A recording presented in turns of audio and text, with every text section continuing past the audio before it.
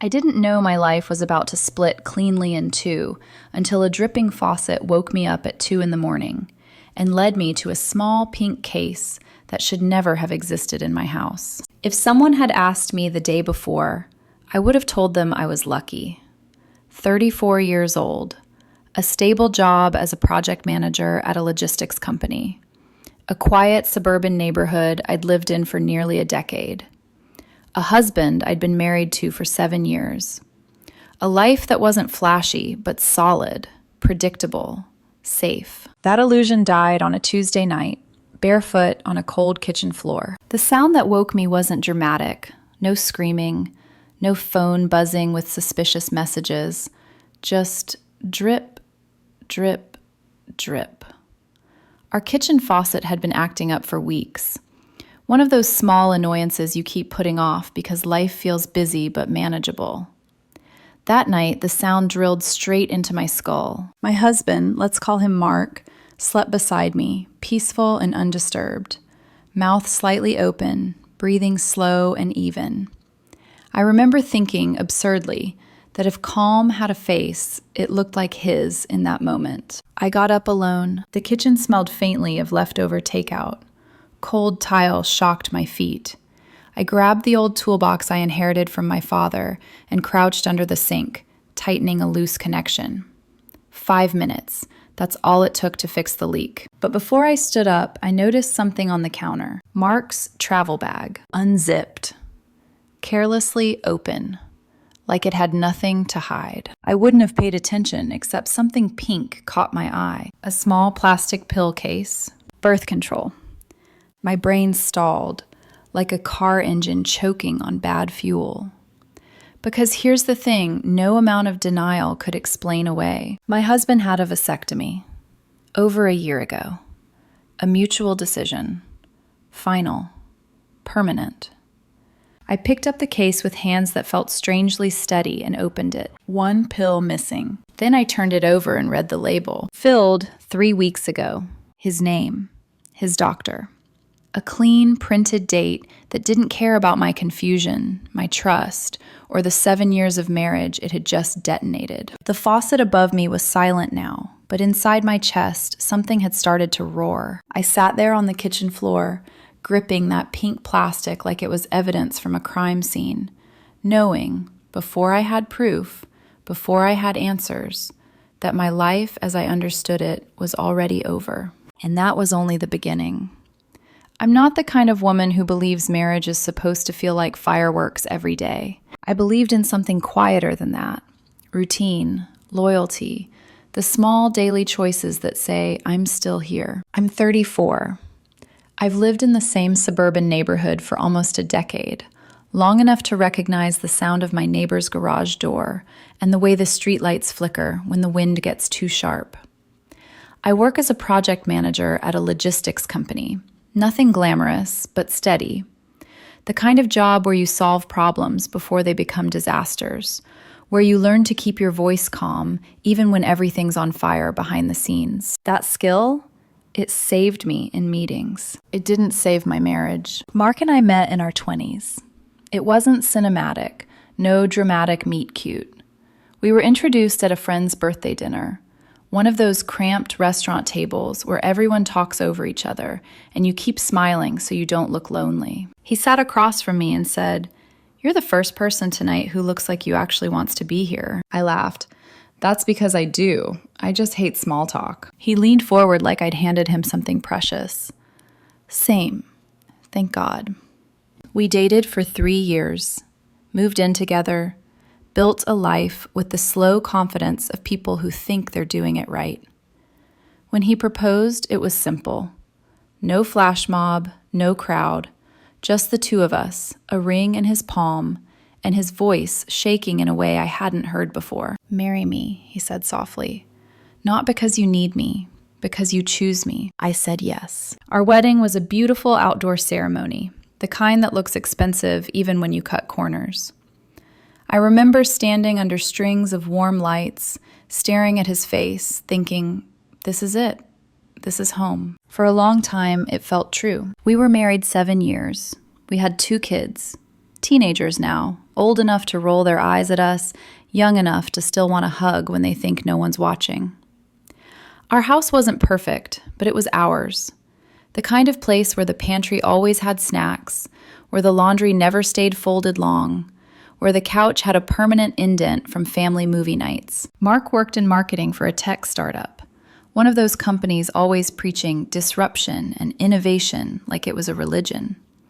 His job required travel, twice a month, sometimes more. Conferences, client meetings, networking. At first, it didn't bother me. He'd come back with the usual complaints. Hotel food should be illegal, he'd groan, dropping his suitcase by the door. I'd hand him a plate. Welcome home. Eat something real. He'd kiss my forehead like I'd saved his life. You always take care of me. And I believed it meant something. Looking back, I can see the little shifts, tiny enough to excuse, easy enough to ignore when you're busy raising kids and paying bills and telling yourself marriage has seasons. He started buying new clothes, not just nicer button-downs for meetings, expensive pieces that looked like they belonged on a man who wanted to be noticed. Work wants us looking more polished, he said, turning in the mirror. Does this make me look successful? You already are, I told him. He smiled, but it didn't quite reach his eyes. Still, I want to level up. Then the gym. He used to go 2 or 3 times a week. Suddenly it was 5. You're going to wear yourself out, I warned one morning, watching him lace his shoes at dawn. I need it, he said too quickly. It clears my head. I can go with you. He didn't even look up. I focus better alone. And his phone. God, his phone. Always face down. Always guarded like it was fragile. If I walked into a room and he was texting, he'd swipe away fast. Too casual. I'd ask, light and teasing, "Who's keeping you so busy?" And he'd answer without missing a beat. Work. Or maybe it's just the group chat. I wanted to believe him because believing him was easier than letting my mind go somewhere darker. His family loved him. They always had. Sometimes it felt like they assumed he could do no wrong, like his career and charisma made him untouchable. They'd smile at me, hug me, tell me I was lucky, and I used to think I was. So when he said, Seattle in 2 weeks, I didn't flinch. I nodded, asked about his schedule, told him to bring a jacket because it would be cold. Like a fool, I played my role perfectly, because in my head, Mark was still my husband, not a man quietly building a second life in the spaces where I wasn't looking. Not yet. After that night under the sink, I couldn't unsee anything. It was like someone had adjusted the lighting in my life. Same rooms, same people, but suddenly every shadow looked deliberate. I didn't confront Mark right away. Not because I was calm, not because I was rational, but because once suspicion crawls into your chest, it doesn't scream, it waits, it watches, and it rewrites memory in real time. I started paying attention in a way I hadn't before, really paying attention. The way he checked his phone first thing in the morning before even saying good morning to me. The way his smile lingered just a second longer when a notification popped up. The way he'd angle the screen away, subtle but practiced, like muscle memory. One evening, I was chopping vegetables for dinner when I heard him laugh from the couch. Not his polite laugh, not the one he used with clients or family. This one was warm, intimate. I glanced over. Who's that? He didn't look up. Just someone from work. Someone. Not a name, not a story. Just someone. I nodded, went back to chopping, and told myself I was being ridiculous. But my hands were shaking, and I had to grip the knife harder to steady them. Then there was the gym. He started showering there instead of at home. Said it saved time. Said the water pressure was better. Funny how he never used to care about that. And the trips came back different. Before, he'd return drained, irritable, ready to complain. Now he came back tired, but glowing, energized. Like the exhaustion carried excitement instead of fatigue. One night, after he returned from a conference, we lay in bed together. The lights were off, but I could feel the restless energy radiating from him. You seem happy, I said carefully. He shifted. I am. Work's been really fulfilling lately. Anything specific? There was a pause, just long enough to matter. There's this consultant I've been working with, he said. She's really sharp. pushes me to think differently. What's her name? Lauren. The name landed strangely, neutral, ordinary, and yet the way he said it, slight lift in his voice, like a spark, it made my stomach tighten. She's mentoring me, he added quickly, career-wise. Of course she was. After that, Lauren's name started appearing everywhere. Lauren suggested this approach. Lauren loved that idea. Lauren thinks this could be big for me. He talked about her the way people talk about someone who makes them feel seen, and I hated myself for noticing. I started cataloging details the way I do at work, quietly, methodically. New clothes, more gym time, phone secrecy, trips that left him glowing, birth control pills that made no sense. None of it was definitive on its own. Together, it formed a picture I didn't want to look at. Seattle was coming up fast. 3 days, panels, networking, a joint presentation. With Lauren, he said casually one night over dinner. I smiled, forced it. Sounds important. It is, he said, and his eyes lit up in a way I hadn't seen directed at me in months. That was the moment something hardened inside my chest. I realized I didn't want reassurance anymore. I wanted the truth, not the kind wrapped in excuses or softened with half answers. I needed proof. Something solid enough that I couldn't talk myself out of it at 3 a.m. Because the worst part wasn't the fear that he might be cheating. It was the way he was slowly making me feel stupid for suspecting it. And I refused to live like that. So I made a decision. I wasn't going to confront him with questions. I was going to confront him with facts. The moment I decided I needed proof, something inside me went very still. Not calm, not numb, focused. I spent my career managing crises before they explode, catching errors buried in spreadsheets, noticing patterns no one else wanted to look at. That same instinct kicked in now, sharp and unforgiving. Because intuition is one thing, evidence is another. And I knew that if I confronted Mark with suspicion alone, he'd deny it so smoothly I'd walk away doubting my own sanity. I needed something he couldn't talk his way out of, so I called Tyler. Tyler and I have been friends since college. Same dorm floor, same late-night study sessions fueled by bad coffee and worse decisions. He works in cybersecurity now.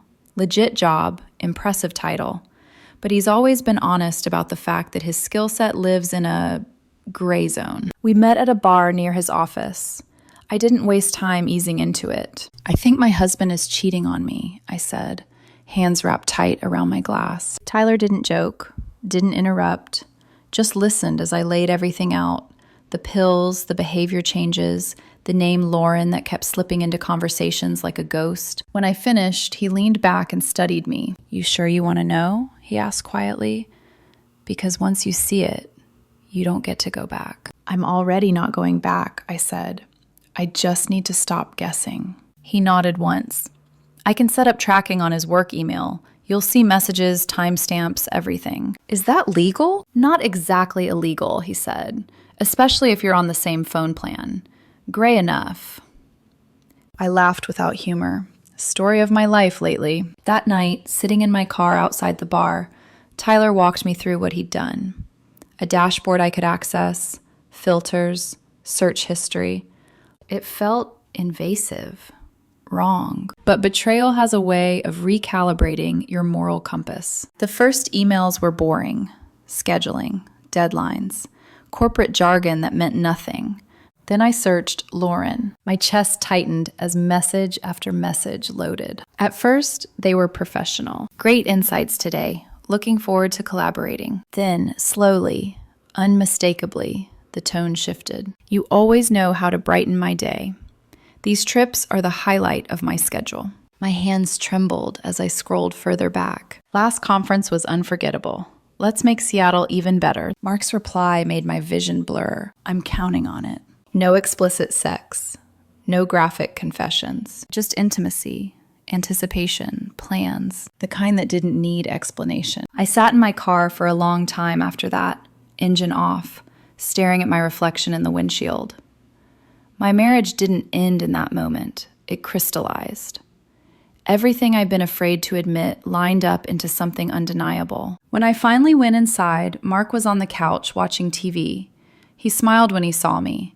"Hey babe, how was drinks with Tyler?" "Good," I said, smiling back. "He's doing well. I made pasta if you're hungry." I wasn't hungry. I felt hollow. I went upstairs, sat on the edge of our bed, the bed we'd shared for 7 years, and stared at the screenshots glowing on my phone. I could confront him then, end it cleanly, but instead, another thought crept in. Dark, petty, calculated. Seattle was in 12 days, and in his travel bag, half packed already, were those pills. Birth control he had no reason to need. That night, as he slept beside me, breathing slow and even, I stared at the ceiling and realized something terrifying about myself. I wasn't just hurt, I was angry. And I wanted him to feel even a fraction of what he'd put me through. Anger doesn't arrive all at once. It seeps in quietly, filling the cracks left by shock and disbelief. By the time I admitted to myself how furious I was, it had already settled deep in my bones. For the next few days, I played my role flawlessly. I packed lunches, I asked about meetings, I listened while Mark talked about Seattle, about panels, schedules, and yes, Lauren. Always Lauren. I nodded at the right moments, smiled when expected, and laughed when it was safest. Inside, I was cataloging everything, every glance at his phone, every pause before he answered a question, every time he said work when he meant her. At night, lying beside him, I stared into the dark while his arm rested over my waist like nothing was wrong. I wondered how easily he slept, how easily he kissed me goodbye every morning, knowing what he was planning. I didn't scream. I didn't cry. Not yet. Instead, I asked myself the same question over and over. How long has this been happening? And worse, how stupid have I been? I replayed conversations from months ago, hearing them differently now. The time he'd said, "You wouldn't understand. It's just industry stuff," when I asked about a conference dinner. The way he'd brushed off my concern with a laugh, like I was being dramatic. That was the part that hurt the most. Not just the betrayal, but the gaslighting. The quiet erosion of my confidence until I was second-guessing instincts that had never failed me before. I confronted myself before I confronted him. Did I miss something? Did I stop being interesting? Was I too busy, too tired, too comfortable? And then, just as sharply, another voice cut in. Number. I was a good wife. Present, supportive, honest. His choices were his. Still, knowing that didn't stop the ache. I watched him pack for Seattle the night before his trip. He laid out his clothes carefully, folding them with intention. One of his new shirts, a deep navy, expensive, flattering, went on top. "That looks nice," I said lightly. He smiled. "Lauren said it photographs well on stage." The words landed like a slap. I turned away before he could see my face. Later, when he went to the gym, I stood alone in our bedroom, staring at his half-zipped travel bag in the closet. My heart pounded so loudly I was sure the kids could hear it downstairs. I told myself to walk away. I didn't. I researched instead. Late nights, quiet tabs open on my phone. That's when I learned something absurd and unsettling. Certain laxatives come in small pink pills nearly identical to birth control. The same color, same size. I read labels, dosages, reviews. I wasn't trying to poison him. I wasn't trying to hurt him permanently. I just wanted him uncomfortable. I wanted his perfect little escape to unravel. The day before his trip, I drove to 3 different pharmacies. I lied easily, said it was for a prank, for an elderly relative, for nothing at all. By the time I got home, I felt ridiculous and strangely empowered. That evening, when Mark left for the gym, I moved. Latex gloves, shaking hands, methodical steps. I opened his pill case and lined the real pills on the bathroom counter like evidence. Then I replaced them, one by one, careful to match position and spacing. When I snapped the case shut and put it back in his bag, My stomach twisted. I sat on the bathroom floor afterward, breathing hard, trying to understand what I'd just done. I wasn't proud, but I wasn't sorry either. That night, he kissed me goodnight and told me he loved me. I said it back and felt nothing. The morning Mark left for Seattle, our house performed normalcy like a well-rehearsed play. Coffee brewed, toast popped. He moved around the kitchen with that crackling, anticipatory energy I now recognize too well. The kids teased him about his suitcase. I reminded him to text when he landed. He smiled, kissed my cheek, and said, "I'll miss you." "I know," I replied. When his ride pulled away, I stood in the doorway until the car disappeared around the corner. Only then did I exhale, slow, controlled, like I'd been holding my breath for weeks. I didn't feel triumphant. I felt watchful. The conference started that afternoon. I kept the email tracker open on my laptop while pretending to work, refreshing it more often than I'd ever admit to anyone. At first it was nothing. Logistics, scheduling, polite professionalism. Then, at 4:02 p.m. Pacific time, a message came through from Lauren. "Dinner tonight? Found a seafood place near the waterfront. Just us." 2 minutes later, Mark replied, "Sounds perfect. Can't wait." I stared at the screen, my pulse thudding in my ears. Just us. No ambiguity, no plausible deniability. The last thin thread of hope snapped cleanly. I laughed once, sharp and humorless, then closed the laptop and went for a walk, needing to burn off the electricity surging through my body. The neighborhood looked exactly the same. Lawns trimmed, dogs barking, life going on, indifferent to the small implosions behind closed doors. By the time I got home, my phone buzzed. Rough night. 2 words. That was it. I read them again and again until laughter bubbled up. Uncontrollable, ugly, startling.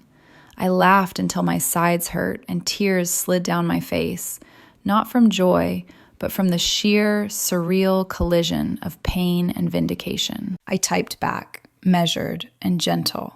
"Everything okay?" No response. That night, I slept better than I had in weeks. The next morning, I woke early, made a full breakfast, and hummed without realizing it. Tyler called mid-morning, breathless with curiosity. "So?" he demanded. "He texted me," I said. "Said it was a rough night." Tyler lost it. "You actually did it." "I didn't do anything," I said calmly. "I just let reality catch up." By afternoon, the company's social media lit up with conference photos. I scrolled until I found Mark in the background of one, pale, exhausted, clutching a water bottle like a lifeline. His hair was pulled back hastily. His smile didn't reach his eyes. Comments poured in. "Feel better. You're a trooper. Rest up. We've got this." Another photo appeared on Lauren's page. He stood stiffly beside colleagues, smile forced. No Mark, no inside jokes, no sparks. That evening, Mark called. His voice was hoarse, weak. "I've never been this sick," he said. "I don't know what happened." "I'm sorry," I replied, pitching concern just high enough to sound real. "Maybe something you ate." "Seafood," he groaned. "Never again." He talked about cramps and nausea and embarrassment, details I didn't need, about missing sessions, about Lauren covering for him. "I feel like I let everyone down," he said softly. I closed my eyes. "Your health comes first." He took his pills the next morning, and the next. Each day, the tracker showed fewer messages. The tone cooled, professional, distant. Whatever momentum existed between them stalled under the weight of consequences. By the final day, Mark asked his boss to work remotely for the rest of the week. The presentation went on without him, and from the comments, not well. The escalation wasn't explosive. It was quiet, relentless, and it was working. By the time Mark came home, the house felt unfamiliar, like it belonged to someone else who just happened to have my furniture and my memories. I watched from the window as he got out of the car slowly, moving like every step hurt. His suitcase looked heavier than it should have been. He paused halfway up the driveway, one hand braced on the handle, the other pressed to his stomach, breathing through something I couldn't see but could imagine. I opened the door before he reached it. "Hey," I said. "Hey," he answered, voice thin, drained of its usual confidence. He stepped inside and sank onto the couch without even taking off his shoes. For a moment, he just sat there, staring at nothing, like the walls themselves were too much to process. "I've never been so happy to be home," he murmured. I handed him a glass of water. Our fingers brushed. He flinched. That was when it hit me. Not satisfaction, not triumph, but something heavier and harder to name. This wasn't over. Not emotionally, not morally, not for me. Over the next few days, he recovered physically. Color crept back into his face, his appetite returned, he stopped taking the pills. But something inside him stayed muted. He moved through the house carefully, like someone afraid of breaking something already cracked. And me, I unraveled. At night, when the house went quiet, the weight of everything crashed down on me all at once. I lay awake, replaying months of conversations, wondering how two truths could coexist. That he deserved consequences, and that I had crossed a line I could never uncross. I'd wanted him uncomfortable. I hadn't expected to feel empty. There was no joy in watching him shuffle around the house, embarrassed and subdued. No relief in seeing the emails dry up. No victory in knowing his connection with Lauren had cooled into something sterile and distant. Instead, there was this hollow ache, because the man sitting across from me at breakfast was still my husband. And yet, he wasn't. The darkest moment came late one night, a few days after his return. I was folding laundry in the living room when he stopped in the doorway watching me. "You've been different," he said carefully. My hands froze on a t-shirt. "Different how?" "Quieter," he said, "like you're somewhere else." I laughed softly. "I could say the same about you." He opened his mouth, then closed it. Whatever he wanted to say died between us. That silence, the thick, unresolved kind, pressed in from all sides. I went to bed early that night, not because I was tired, but because I couldn't stand the tension anymore. Lying in the dark, listening to him move around downstairs, I felt more alone than I had at any point during his trip. This was the bottom. Not the discovery, not the pills, not the emails. This, sharing a space with someone who had already left me emotionally, while I was still here, still carrying the weight of knowing exactly how broken things were. And for the first time since the faucet night, I admitted the truth to myself. No amount of petty revenge could fix this. No consequence could rewind the moment he chose someone else. Something had to change, and soon. The turning point didn't arrive with fireworks. It came quietly on a Sunday evening when the house was too still and there was nowhere left to hide. Mark sat on the couch with his laptop open, pretending to work. I stood in the kitchen, staring at the glass of water in my hands, watching condensation slide down the sides like it was marking time. "We need to talk," I said. The words were steady. My voice surprised me. He looked up immediately. Fear flickered across his face, fast, instinctive. "About what?" I walked into the living room and sat across from him, close enough that I could see the faint shadows under his eyes. He'd lost weight. The conference hadn't just ruined his plans, it had shaken his confidence. And for the first time, I wasn't moved by it. I took out my phone and placed it on the coffee table between us. "About Lauren," his breath hitched. I turned the screen toward him. One email, then another. Screenshots stacked like receipts he could no longer deny. He stared at them, eyes darting, processing, calculating. The color drained from his face. "What is this?" he whispered. "Your emails," I said, calm, surgical. 6 months worth. "You hacked me," he said, anger flaring, too late to matter. "That's illegal." "I confirmed what I already knew," I replied, "after I found your birth control pills." That did it. His mouth opened, closed. No sound came out. It was like watching a structure collapse from the inside. "Explain," I said softly, "because I'm genuinely curious how you plan to justify that." He broke. Crying. Messy, desperate, uncontained. He swore nothing physical had happened, said he'd felt invisible, said Lauren made him feel important, said it was a mistake, that it was over, that Seattle had been a disaster. I let him talk. When he finally ran out of words, I said, "Do you know why you were so sick?" He looked up, confused through tears. "Those weren't birth control pills," I said evenly. "I replaced them with laxatives." The silence was absolute. "You did what?" he breathed. "You heard me." Horror crossed his face, then rage. "That's insane. You could have hurt me." "You hurt me," I said, not raising my voice. "For months." We argued for over an hour. He minimized, deflected, apologized, promised therapy, promised to quit his job, promised anything. And somewhere in the middle of his pleading, something inside me finally settled. "I want a divorce," I said. The words landed cleanly.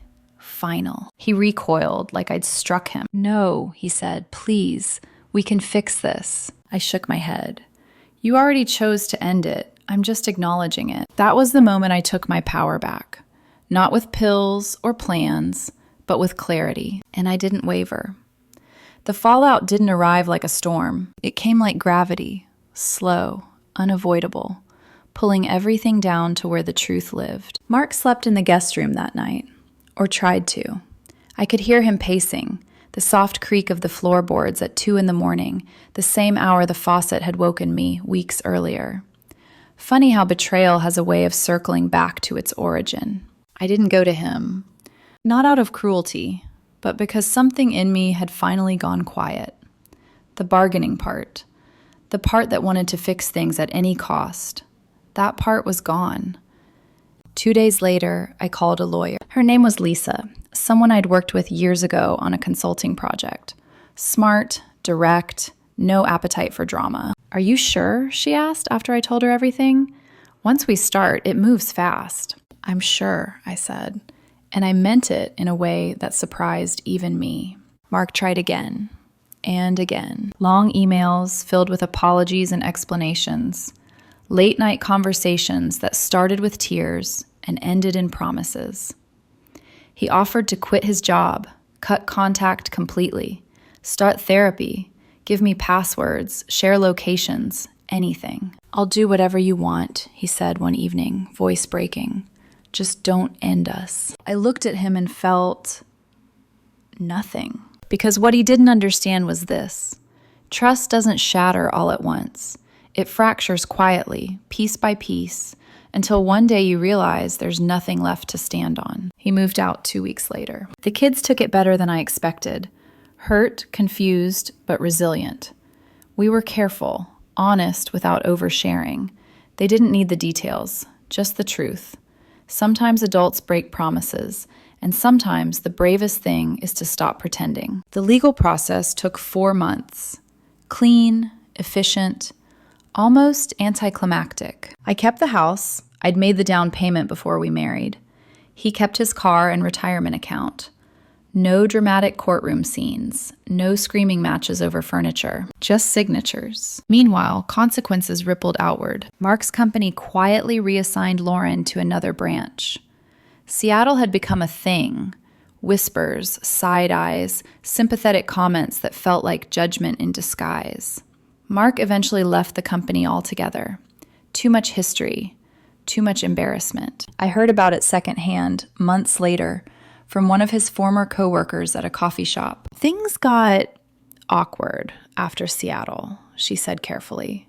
"People talk." I nodded, sipped my coffee, let the silence do the rest. I didn't celebrate his losses. I didn't need to. The truth had done what truth always does.